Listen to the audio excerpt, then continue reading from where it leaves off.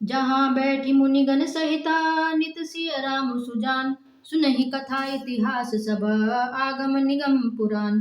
जहाँ सुजान श्री सीताराम जी मुनियों के वृंद समेत बैठकर नित्य शास्त्र वेद और पुराणों के सब कथा इतिहास सुनते हैं। सखा बचन सुनि बिटप निहारी, उमगे भरत बिलोचन बारी।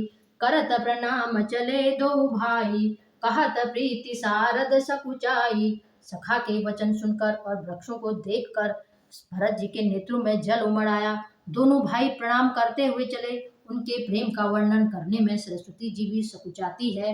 हर सही निरखी राम पद अंका, मानहु पार सुपायउ रंका।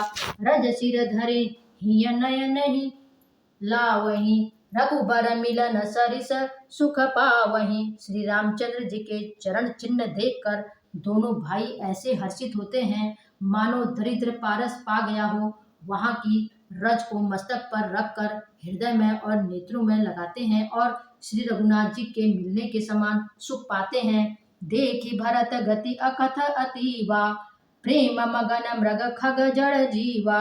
सखहि स्नेह विबस मग भूला, कहीं सुपंथ सुर बरसहि फूला। भरत जी की अत्यंत अनिर्वचनीय दशा देखकर वन के पशु पक्षी और जड़ यानी वृक्ष आदि जीव प्रेम में मग्न हो गए। प्रेम के विशेष वश होने से सखा निषादराज को भी रास्ता भूल गया।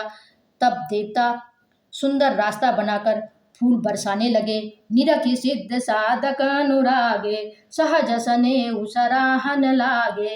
होत न भूतल भाऊ भरत को, अचर सचर चर अचर करत को। भरत के प्रेम की इस स्थिति को देखकर सिद्ध और साधक लोग भी अनुराग से भर गए और उनके स्वाभाविक प्रेम की प्रशंसा करने लगे कि यदि इस पृथ्वी तल पर भरत का जन्म यानी प्रेम न हो तो जड़ को चेतन और चेतन को जड़ कौन करता।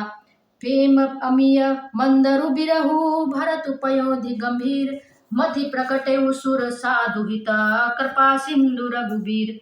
प्रेम अमृत है, विरह मंदराचल पर्वत है, भरत जी गहरे समुद्र है।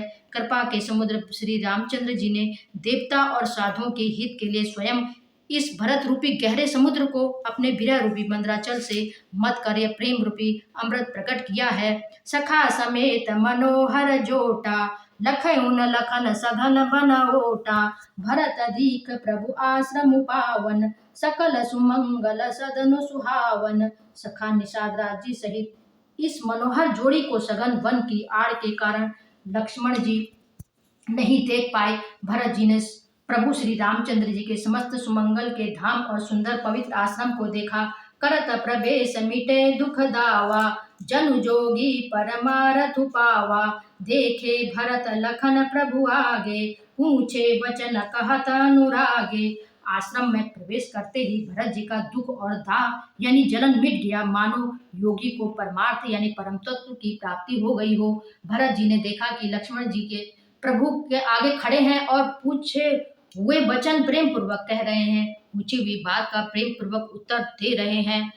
शीस जटा कटि मुनि पट बांधे, तू न कसे कर सरु धनु कांधे। वेदि पर मुनि साधु समाजु, सिय सहित राजत रघुराजू। सिर पर जटा है, कमर में मुनियों का वलकल वस्त्र बांधे हैं और उसी में तरकस कसे हैं। हाथ में बाण और कंधे पर धनुष है।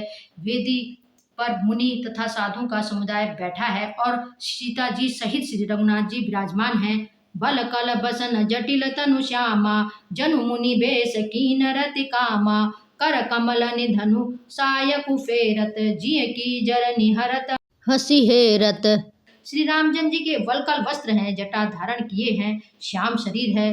सीता राम जी ऐसे लगते हैं मानो रति और कामदेव ने मुनि का वेश धारण किया हो। श्री रामचंद्र जी अपने कर कमलों से धनुष बाण फेर रहे हैं और हंसकर देखते ही जी की जलन हर लेते हैं, अर्थात जिसकी ओर भी एक बार हंसकर देख लेते हैं उसी को परम आनंद और शांति मिल जाती है। मंगल भवन मंगल हारी, द्रवहु सुदशरथ अजिर बिहारी। जय जय राम श्री राम, जय जय राम, मैं तो राम ही राम पुकारूं। राम जय जय राम श्री राम, जय जय राम, मैं तो राम ही राम पुकारूं। राम जय जय राम सिया राम जय जय राम, मैं तो राम ही राम पुकारूं, मैं तो राम ही राम पुकारूं, मैं तो राम ही राम पुकारूं।